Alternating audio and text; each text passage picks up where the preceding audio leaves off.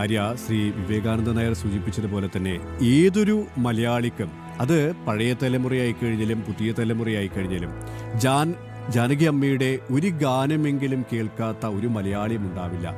ഒരുപക്ഷെ എനിക്ക് തോന്നുന്നു ജാനകി അമ്മയുടെ ഒരു ഗാനങ്ങൾ പോലും തഴുകി പോകാത്ത സംഗീത ആസ്വാദകരുണ്ടാകില്ല. കാരണം അത്രമേൽ ഹൃദ്യമായിരുന്നു ആ ഗാനങ്ങളൊക്കെയും. അത് ഏത് ഭാഷകളിലായാലും തലമുറകളുടെ ഒരു ഗായികയാണ്, ഒരു ഇതിഹാസ ഗായിക തന്നെയാണ് എന്ന് പറയാം. ഒരുപക്ഷെ നമ്മൾ പറയാറുണ്ട് നികത്താനാകാത്ത നഷ്ടമെന്ന്. പക്ഷേ ആലങ്കാരികമായ ആ പദപ്രയോഗത്തിലുപരിയായിട്ട് മലയാളികൾക്ക്, ഏത് ഭാഷയിലുള്ള സംഗീതാസ്വാദകർക്കും ഇനി ഒരിക്കലും തിരിച്ചു കിട്ടാത്ത ഒരു സുഹൃതം തന്നെയാണ് ആ ഗായിക, അല്ലേ?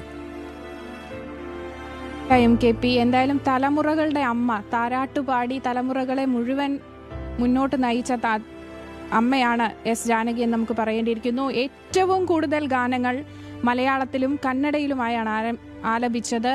എന്തായാലും നേരത്തെ KP സൂചിപ്പിച്ചതുപോലെ തന്നെ ഒരു മലയാളി അല്ലെങ്കിൽ കൂടി ജാനകി അമ്മയുടെ പാട്ടുകൾ കേട്ടുമ്പോൾ നമുക്കൊരിക്കലും അതൊരു മലയാളി അല്ല എന്ന് തോന്നാറില്ല. അത്രയധികം നേരത്തെ സൂചിപ്പിച്ചതുപോലെ തന്നെ ആ ഭാഷയുമായും ആ ഗാനവുമായും ഹൃദ്യമായ തരത്തിലുള്ള ഒരു സ്വരച്ചേർച്ചയിൽ അവരവതരിപ്പിച്ച ആ രീതി, അത് തന്നെയാണ് ഇപ്പോഴും KP സൂചിപ്പിച്ചതുപോലെ തന്നെ ഗാനഗോകുലം പകരം വെക്കാനാവാത്ത ഒരു കഥാപാത്രമായി മാറുന്നത്.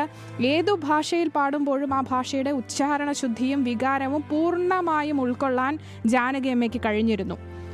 ശബ്ദത്തിൽ കുട്ടികളുടെ നിഷ്കളങ്കത മുതൽ വാർദ്ധക്യത്തിൻ്റെ പക്വത വരെ വരുത്തുവാൻ സാധിക്കുന്ന വിസ്മയകരമായ ഒരു സ്വര നിയന്ത്രണം തന്നെ ആ ആലാപനത്തെ വേറിട്ട് നിർത്തിയിട്ടുണ്ട്. എന്തായാലും ഭാരത ചലച്ചിത്ര സംഗീത ചരിത്രത്തിലെ ഒരു സുവർണ അധ്യായത്തിനാണ് ഇന്നിപ്പോൾ തിരശീല വീണിരിക്കുന്നത്.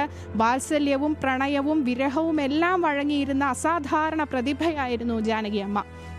ശബ്ദം കൊണ്ട് മായാജാലം തീർത്ത ആ കലാകാരി എന്തായാലും നികത്താനാവാത്ത വിടവ്, അങ്ങനെ തന്നെ വേണം KP പറഞ്ഞു വെക്കാൻ.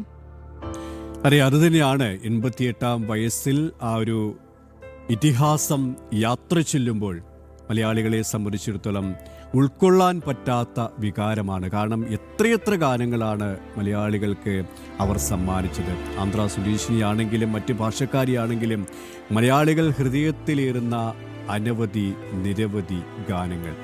അന്ത്യാഞ്ജലി അർപ്പിക്കാം. ആ ഗാനങ്ങളിലൂടെ അമ്മ ഇന്നും നമ്മോടൊപ്പം ഉണ്ടാകുമെന്ന കാര്യത്തിൽ സംശയമില്ല.